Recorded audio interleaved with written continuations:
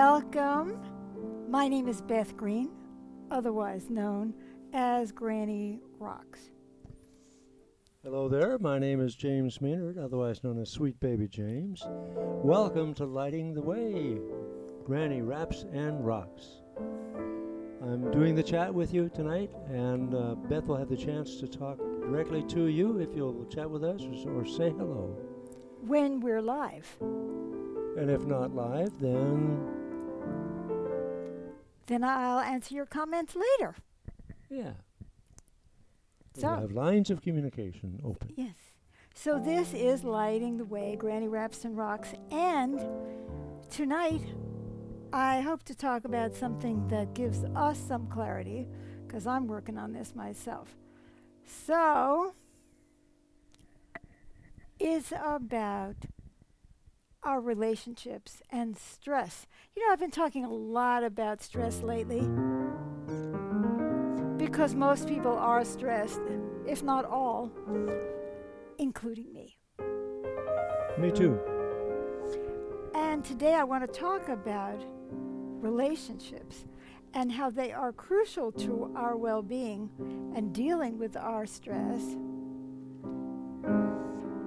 And I ask the question, how much are we encouraging relationships and how much are we not? And what is the impact of that? I used to have a therapist who said relationships, like plants, need watering. They do. That doesn't mean you have to piss on them either. I did not say that. I do not know if that is considered a curse word and they're going to take me off the air. Okay, so, James, are you Well, open? yes, let's have a look here. Yeah. Okay, so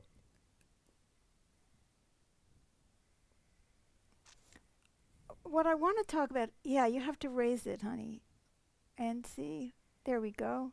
Look at that, James. We have some comments. Hello, we have a big hi from Catalina. Hello, with Catalina. a musical note and a big heart of love. Thank Lovely, you, lovely. Catalina. Thank you. Tracy sends a heart of love also along with Karen and says hello. Hello, Tracy. Hello, Tracy. Elizabeth says hello there and sends a heart of love also. All So much righty. love. Thank you, thank you. All righty. And then Blanquita says hello, Beth and James. Hello, Blanquita. One of our number one fans. Sí, buenos Numero días. Oh, look. And then Karen says, so good to see you. And sends her heart of love. Fabulous, Karen. Thank Good you, to see you, Karen. too. And Todd says, hi there, I'm at the airport and listening till Christine arrives. Fabulous, Todd. I'm so glad that you're here and that you can Yeah. join us for as long as you can. Well, see, we have relationships with members of our audience. And guess what? It always makes us feel better to see you guys, right? Because we have human relationships. So, there's a lot I want to say about this. I want to start with, you know, if I'm going to the dentist, and I always do badly at the dentist, the most important thing to me is that I have somebody's hand to hold. Now, they may not like it because when I squeeze their hand, their hands are getting crushed. But I feel better. It's a good thing you're not very strong. It looks like we've got another. Oh, Amy says, hi, Beth and James, and sends big hearts of love and musical note. It's wonderful to see you, and I'm really looking forward to what you will be sharing on this topic. That is lovely. Yay, That thank you, is Amy. lovely. Thank you, Amy. Thank you. So that's one example. Or if some tragedy happens, you know, we have a loss or something, and we go to someone and they hug us. It doesn't necessarily take the pain away, but it makes it more bearable, doesn't it? So I think we all have an idea that relationships with people make life better, make it easier for us to handle our stress. I find myself going, you know, and then if I'm in a relationship with James and we're doing something and we're laughing, it takes the edge off. I'm thinking Can about be a calming something else. influence. You can be. Or you can be the problem. I could. You know, either one way or the other, and then I Heaven have to forbid. go to somebody else. But anyway, so these are just some very simple ways. And, you know, we all know with children, you know, they fall and mommy runs over to them and picks them up and hugs them, and they say, I'm going to kiss your boo-boo. And all of a sudden they feel better, right? Yeah. And then It's the true. boo-boo, sometimes the boo-boo just goes away. Sometimes the boo-boo doesn't go away. So these are very simple examples of what I mean about relationship helping us with our well-being and our calm and our ability to tolerate what's going on in life. But is our society really encouraging relationships or not? And I want to look at things many different angles. Like Amy said, you're looking forward to what I'm going to be saying. Well, I want to cover some different angles. First of all,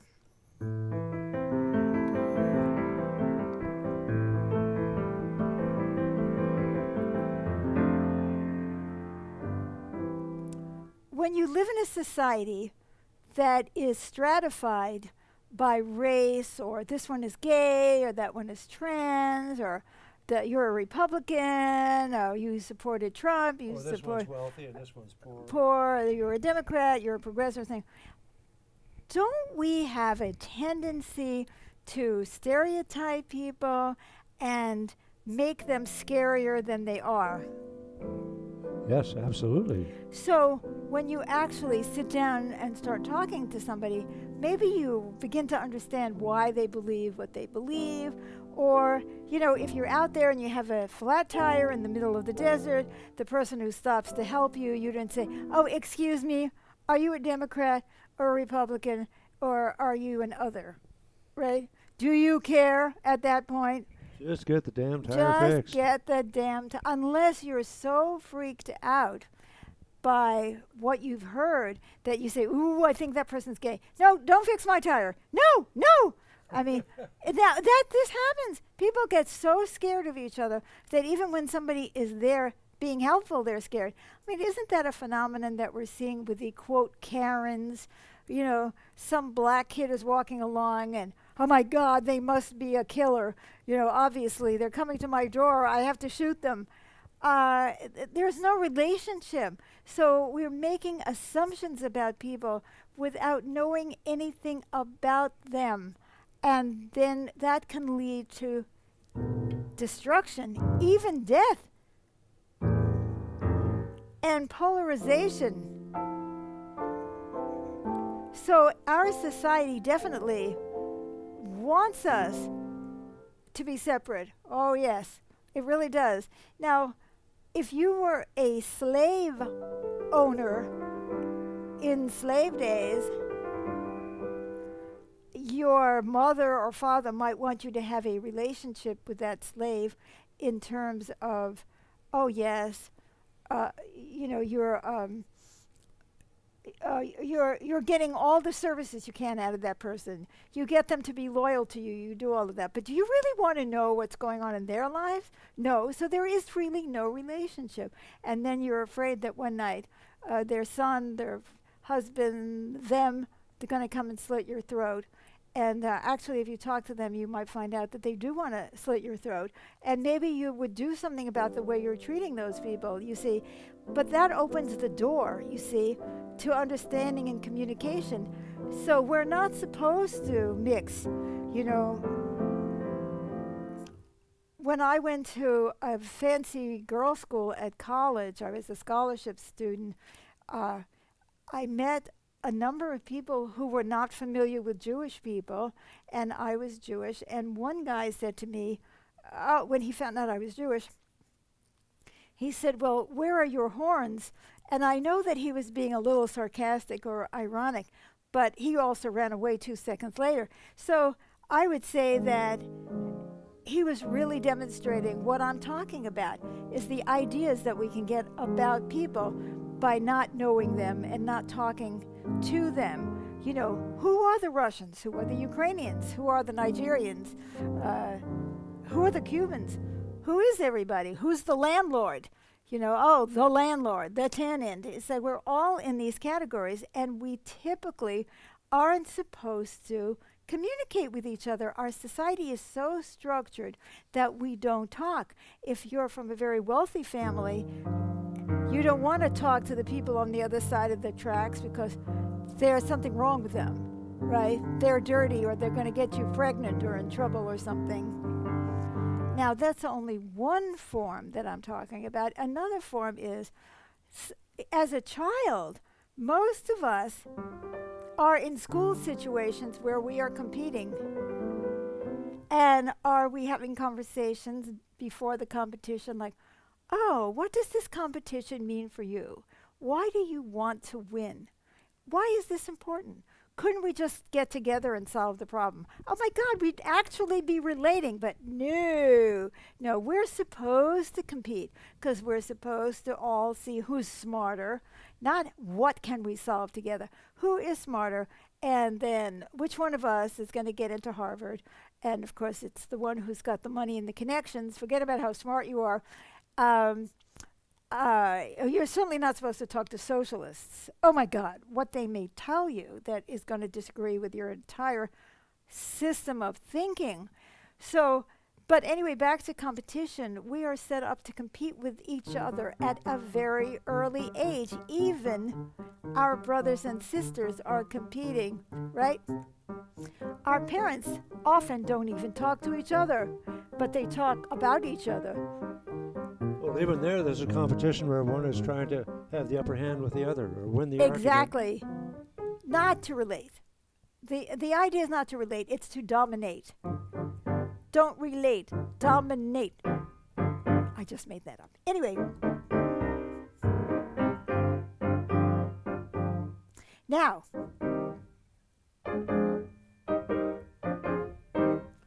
everybody polarizes around particular things. Oh, I'm pro-life. Oh, I'm pro-choice, or whatever it is. And we don't talk about it. We don't talk about why you have those feelings or what that actually means.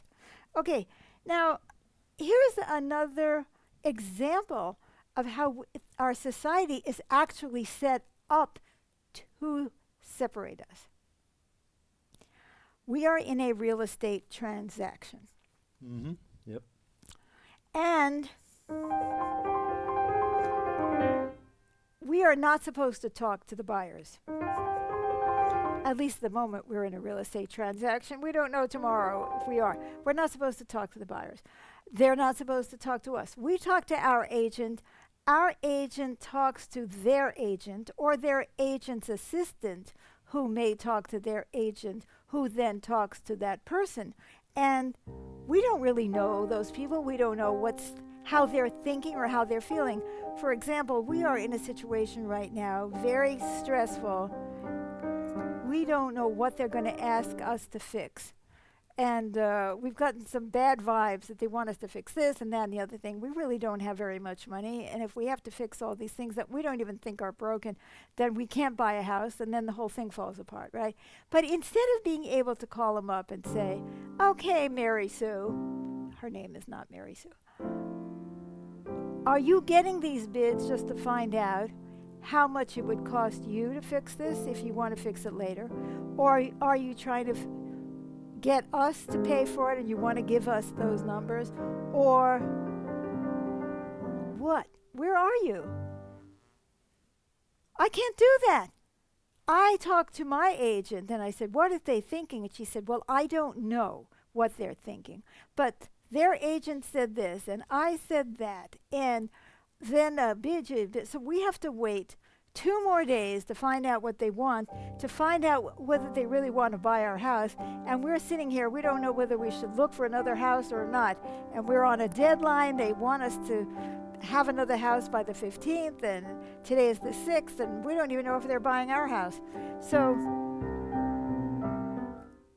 we're not allowed. In fact, when they came here during the inspection, I insisted on going down and hugging them.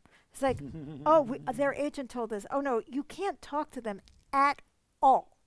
Nothing. You can't say anything to them. You can't hug.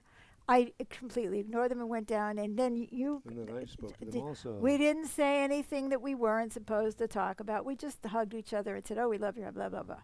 So I know that in 2 seconds, we would know what their thoughts were, what their intentions were. And it is so damn stressful because we can't know and nobody is allowing us to speak. It's crazy. Now, is this the only kind of transaction that goes like this? Oh, no. Oh, a divorce. My lawyer is going to talk to your lawyer, is going to talk to you, and yours is going to say, get about you. Now, sometimes you have to do that because people are so crazy they would kill each other if they were actually talking to each other. So I can see that at times that is the right way, but it is not always the right way. And sometimes they say, maybe you should talk and try to figure out what you want to do. So, but you see the whole legal system, the structure of the whole real estate market. You know, the easiest purchase I ever made was I found a house. This was years ago. The guy had a little sign up said for sale. I called him up. We talked. We agreed on a price. He told me what he needed. I said, do you want to live in the cabin? He said, I really would like to rent the cabin. Then I knew that I could afford to buy the place. We talked. We wrote down a contract. It was like, yay long instead of 27,000 pages. The contract was simple, clear. Any idiot could understand it. In other words, we did. And we had no problems. That was the easiest. Now, I know that there can be exceptions to that, but you see, there was a real understanding between us and the seller, and it really went well. So another thing I want to talk about is, because now I'm talking about, does the society encourage relationship or the opposite? How many people are told how to evaluate a potential partner in life? Well, what does he do for a living? What are his plans? Or what is she? Or is she Catholic? You know what I mean? And everybody is already coming up with the questions that you're supposed to answer. And sometimes people will say, well, do you love them? Or how do you feel when they're around you? But unfortunately, a lot of times that is not what's being asked. It's about, oh, they have children by another marriage. Oh, really? Everybody is already figuring out what's wrong. And they're not talking to the person themselves either. Like, oh, hi, Henry, I'm so glad to meet you. Let's just sit down and have a chat and get a feeling for the person. No, it's like, oh, and what church do you go to? Or who are your parents? Or what are your plans? I mean, that's not even relating. So do you see what I'm saying? We are primed to evaluate, and you may think this is crazy, but I'm telling you that it is true. As a counselor for many years, I've met many women who have a whole checklist of what they are evaluating the guy for. Oh, I got together with a woman who had a checklist of 100 points, 100 different points, things that she wanted in a mate. And luckily, I satisfied 98 out of the 100. However, she forgot the fact that to ask whether I had a child. Oh, my. And that was a big factor in our relationship. She left that one out. And I think she also forgot to ask that he have money. That was also a big factor. Oh, yeah. Well, very often we're trying to suss out whether or not the other person has money without directly asking them. Right. And it's like, well, how do you really feel about that? So you see, even when it comes to intimate relationships, or I'm sure all of you have seen it or been part of it.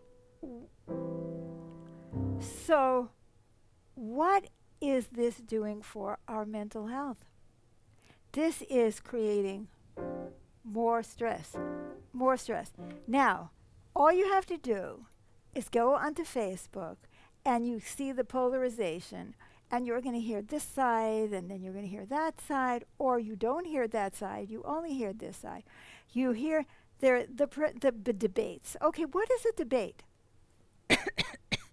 Is people are up there trying to make their point, trying to put down the other person, not ever actually discussing anything or discussing the problems. And where they're cheering. Or admitting the merit to the other person's point. Absolutely not. We're cheering. So we are cheering the lack of relating. Do you understand what I'm saying? It's a competition. It's a competition. Everything is a competition. And this is supposed to protect us. Honest to God, this does not protect us. This jeopardizes us because we don't really know people from the inside.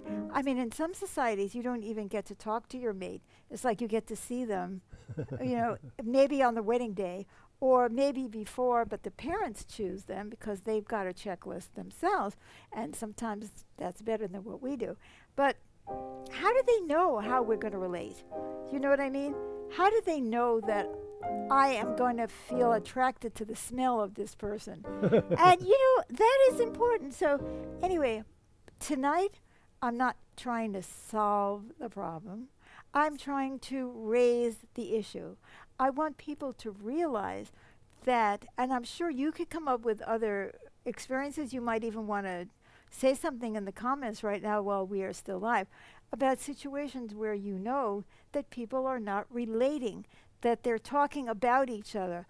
Oh, the Africans, as though there is such a thing as the Africans, like there's only one kind of African on this giant, from this giant continent. And what are they like, right?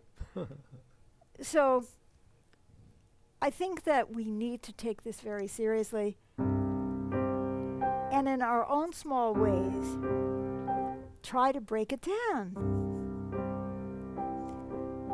Can't we say, hey, you are my agent, you are my lawyer, you are my real estate agent, I want to talk to this person. Oh, no, you can't even do that. And by the way, isn't an agent supposed to do your bidding? Yeah, but you don't know what... You wind up the opposite. Well, the problem is that, like if I say I want to talk to them, they're not going to do it.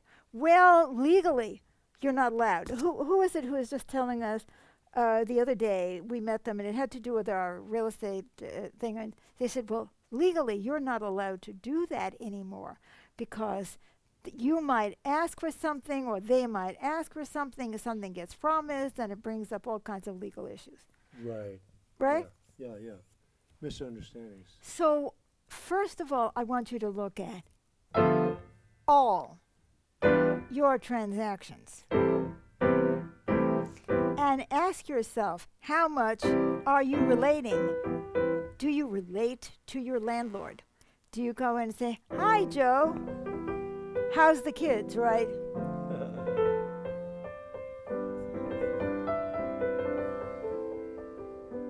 And Joe says, they're pretty good. What's going on? Well, I've got a leaky faucet again. And I hate to tell you, but your handyman isn't doing a job here. Oh, really? I'm so sorry. Anyway, it's like human to human. So let's look at all of our transactions. You can do that yourself right now as we're pausing. And ask yourself, how much are you really relating with the people that you are having a transaction with? I had a very interesting experience with that yesterday. What was that? Was it yesterday? Well, I took the car into the dealership. Yes. The motorhome. And the two things that needed to get fixed did get fixed. But there was an outstanding issue of would our extended warranty cover everything that was done. And we had a very nice chat. I talked about different things, lifestyle, nutrition, things like that. And we had a very good rapport. And he wound up letting me drive off the lot without paying anything. I mean, we just had a relationship. And I know I'm going to do right by that. And I got a text from him saying everything was approved. Ah! Everything was approved. In fact, I forgot to tell you. You did forget to tell me. Yeah, that's right. So we owe somebody $100 deductible. Oh, Yeah. my God. How could you forget that? we have no relationship. See, he doesn't even talk to me. And, it's very interesting because in some marriages, you tell one person and you assume that that person is going to tell their partner, but no, they never tell their partner. So, you kind of wonder about that. But that's good news, James. I could have used a little good news today. Okay, so number one, I'm suggesting that you look at your relationships and see if they are relationships. And how do you feel? How much stress is that relieving on you and on all of us? And then the next question that I'm going to put out to you, what can you do about it? I want you to think about it. Oh, I had an interesting thought. What? I bonded with him over this. Yes. And I forgot to bond with you over it. That's right.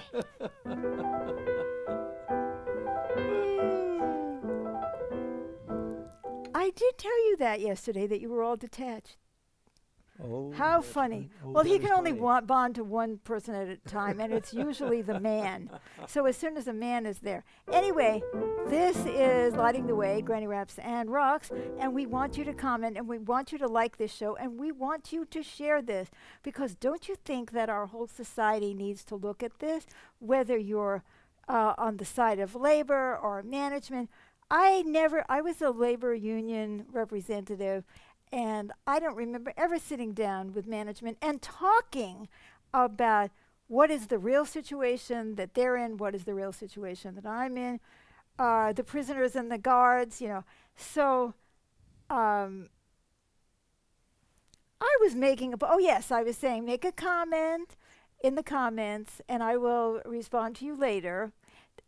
Please share this program with other people with whom you do or do not have a And by the way, we have a relationship. comment here.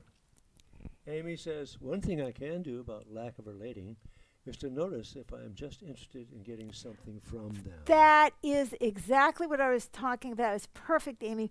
That's exactly what I was talking about when you meet somebody. Are you really meeting them? Do you want to see what kind of relationship are you having? Or are you thinking, oh, what can I get from them?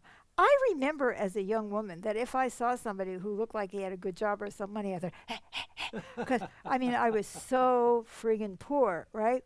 So that is such a great example, because that creates real antagonism. So I want to tell you that we are here every Wednesday night at 6:30 p.m. Pacific time for this show, and I talk about all kinds of things, and as you can see, I play the piano at the same time. And on Thursday nights, which is tomorrow,